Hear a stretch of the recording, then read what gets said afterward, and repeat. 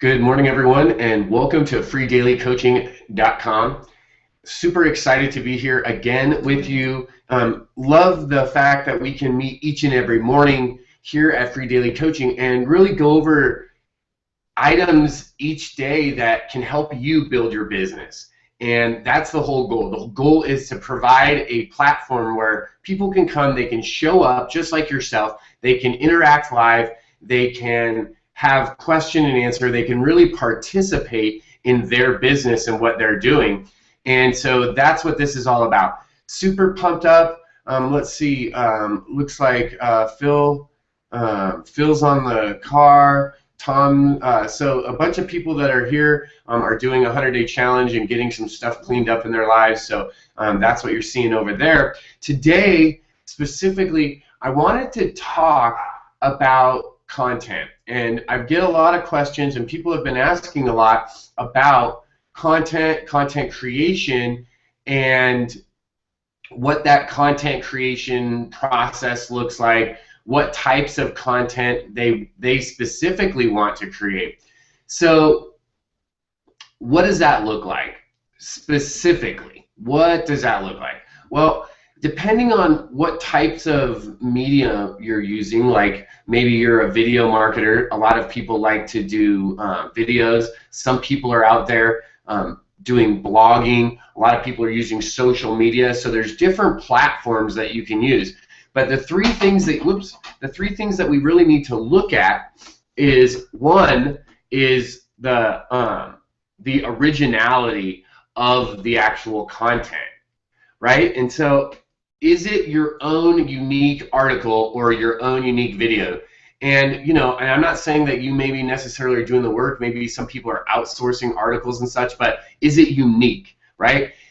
Is it new and fresh, right? Or is it just the same thing?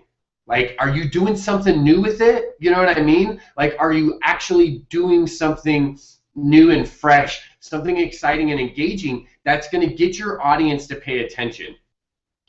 And do you have some unique descriptions? Do you have an interesting title? Maybe a fun image if it's a blog post. Maybe the thumbnail of the video is intriguing. So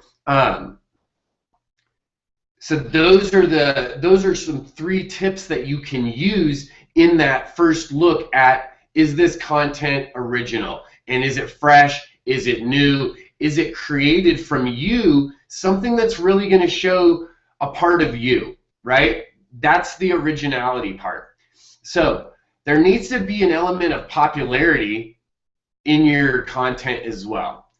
So what does that look like? Well, it looks like maybe backlinking on a video or an article to your blog, maybe comments, likes, people actually, if it's a video, people actually watching the video. So when you have content out there, there's 2 types of content, right? There's content that you just make to inform people, that's general content. Then there's other content that you're making specifically maybe to rank on a search engine, like maybe via Google. That content needs to be backlinked. It has to be optimized, right? Why? Well, because we want to push that content to the top of Google. We want to make it popular. We want that content to be popular so more people see it, so more people are introduced to whatever it is that you're promoting, right? Whether that's an opportunity, maybe it's some training, maybe it's some personal development, maybe it's a tech skill. So you really want to be able to get that content seen, right? So that's the popularity piece. And then the last piece is the relevance, right? What's the content about, or what's the subject matter, right? Now, you need to make sure that when you make a video, whatever you're talking about, or whatever the title is that the people are looking for, that's all relevant, right? So if your title of the video is, how to paint your house in 3 easy steps, and then all of a sudden you're on the video talking about a home-based business, or generating leads or something like that, it wouldn't be relevant, right? It wouldn't be congruent. So it's not going to make sense. The content has to be relevant to the audience. So YouTube is definitely pretty flexible on what they'll let you do as long as you're not, going crazy. There's some great tips out there on how to make the videos and how to package them, how to get the descriptions, all of that. You want your title, your tags, your keywords of your blog post or your article all to be relevant to the subject matter at hand.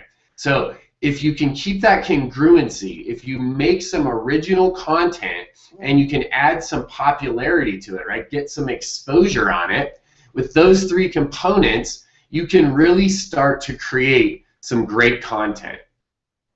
So I want to say good morning and welcome to Mr. Phil. Good morning, Patty and Karen, Clive, Tom, Debbie. Good morning to all of you. Good morning to Sarah and Bill.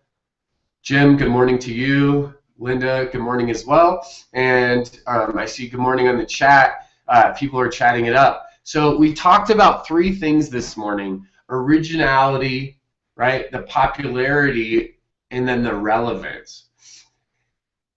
These three factors, when you apply them and you start to create the content, can change the way that you're will change the results. Because if you're congruent, if you show some originality, if you get some exposure, you'll get a response. Absolutely, you'll get a response, and then you can change the content, you can change the calls to action, you can change the individual elements in the content to refine the results that you get so that you can literally achieve the results that you desire. So now that you have an idea, right? Now that we talked about these ideas of the frameworks of content, now let's talk about where can you find subject matter. And this is a great question that's been asked numerous times. I'm going to open up the question and answer for you guys this morning as well. I just did that, so if you have any questions and answers, that's open. A question I get all the time is, I don't know what to write about, or I don't know what I should make a video about.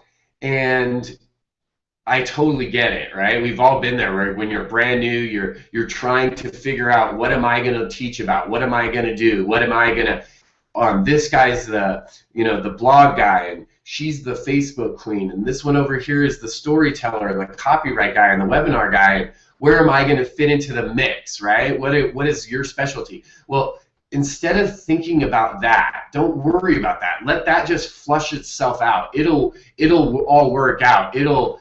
Whatever your skill sets are, whatever the thing is, you'll rise to, the cream rises to the top, right? And so will your skill sets. And so you'll figure that out as you go. Start doing what you enjoy, and that will begin the process, right? That's the catalyst to start out.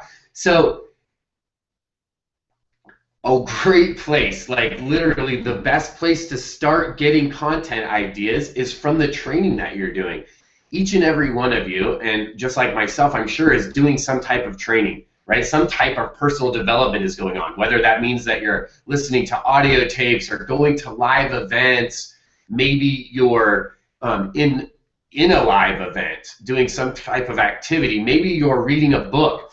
Just that alone would be the availability to create content. What's your opinion on what you're reading or what you're listening to? What is the takeaway that you got from it? How did you apply it, and how can you share that with others? Those are all ways to create instant content based on what you're doing. And it's relevant right now because a lot of people are doing personal development right now. So hopefully that makes sense.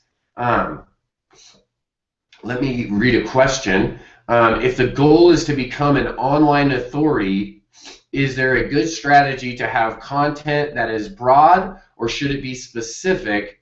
What establishes authority best? Okay, well, let's address the first question. And the first question is Is there a good strategy to have content that is broad, or should it be specific? Well, I think you can do both. The advantages of doing, so let me speak to both. The advantages of making content that's more broad in general is that you will be able to speak to more people, okay? The advantage of being more specific is that you're more focused and more targeted. So, can you do both? Absolutely. Is one better or worse? I don't know that it's really a better or worse. The advantage of being more focused and specific is that it really lets you target a specific group and solve a specific problem. When the content is general, it doesn't maybe address as specific of a problem, so it's not as focused. But that doesn't mean that the content, original content, some of it couldn't be general, and then that content leads to something that's more focused, more focused, more focused. So I hope that makes sense, that you can really use both in a combination, a mixture. And what establishes authority best? Well, in my opinion, the thing that gets you the most authority is results, right? That's the first thing, is taking action and getting a result. Even if the result isn't the desired result, if you're taking an action and getting a result, that's a huge part of working online, having a business, being a successful business owner, right? Being a successful independent business owner, home-based business owner, taking an action and getting a result is literally a huge step that people don't ever take. It's a lot of thinking about things and not actually getting to the action steps. So by taking actions and getting results, you really start to establish authority. The second thing I would say is, if you start working with other people, when other people start to edify you, when other leaders start to recognize what it is you're doing and you start to get some of that edification from them, that also increases your authority. So there's not this one thing that specifically is it. It's a combination of a bunch of different activities. The very first being taking action and getting results, in my opinion. The second being having others around you, your peers and the leaders that you're mentoring with. Hopefully you have someone that is mentoring you, right?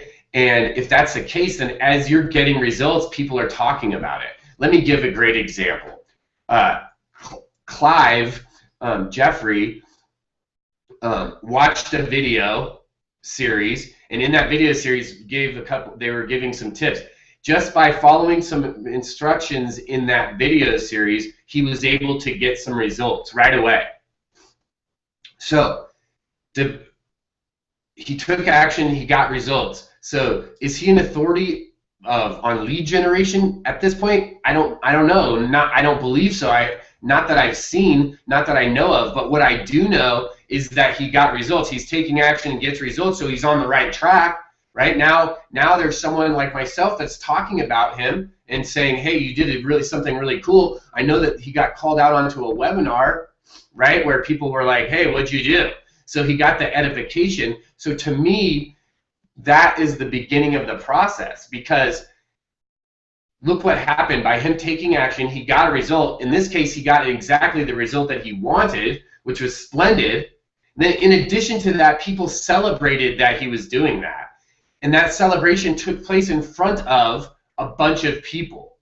So what does that mean? Well, by putting him in front of all those people and congratulating and edifying him, that gives this endorsement from these third parties that says, hey, this guy's doing something good. What this guy's doing is